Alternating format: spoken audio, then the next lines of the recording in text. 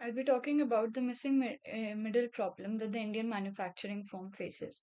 Let me start with a simple observation that India has about 6 crore MSMEs, but nearly 95% of them are micro firms employing less than 10 workers. And at the same time, we have some very large companies. So, this missing gap, is called the missing middle, and it reflects a deeper structural issue in the Indian economy. Think of economy as a ladder where the bottom are small informal firms and the top are the large corporations and the middle steps are weak. Firms are not able to grow from small to medium scale. This is very different from developed economies where medium firms form the backbone of manufacturing and employment. So why does this happen is basically because of two reasons. The first is regulatory distortions. In India, many labor laws become stricter once firms cross a certain threshold, like 10 or 100 workers. So instead of growing, the firms deliberately try to remain small to avoid any higher compliance cost and burden. And the second is credit constraint. MSME sector faces a credit gap of around 20 to 25 lakh crore rupees, and without access to finance, firms cannot invest in higher technologies or expand production or hire more employees, so they remain stuck at low productivity levels. And this creates major issues in the major issues in for the economy. The first is job creation, as India adds about 8 to 10 million workforce in the 8 to 10 million people in the workforce every year.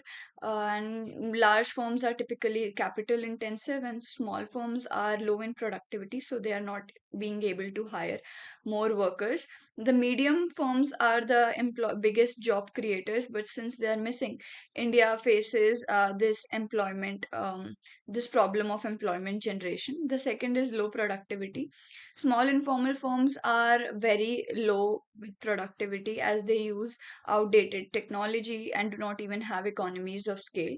Their productivity is very less compared to a medium-sized firms, and this affects the overall economic efficiency of the economy.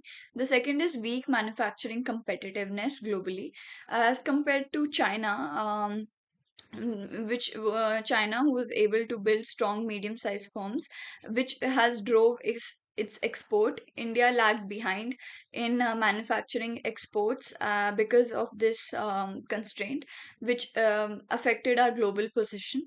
So, what can we really do about it? The first is remove medium size based distortions in regulation, so firms are not really penalized when they try to grow or expand. The second could be is improve access to credit through stronger financial systems and credit guarantees. The third is make formalization easier and more attractive, not burdensome. And fourth is support firms through like infrastructure or industrial clusters and skill development of employees. I think while implementing these policy changes, we could face certain challenges. I could come up with three. The first could be is political resistance, that is in form of labor reforms. Whenever India has tried to simplify or ease its labor laws, it has seen as reducing worker security. Which is intended to protect workers. So, this creates opposition from trade unions and political groups.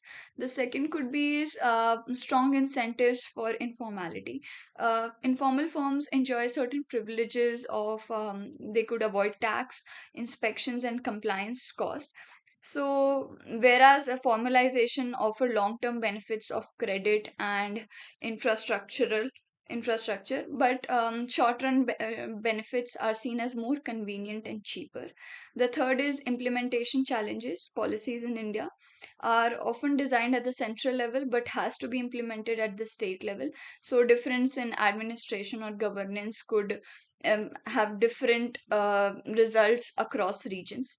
In to conclude, I would say that the missing middle is not just about firm size, it is about India's ability to generate employment, improve productivity, and achieve sustainable economic growth.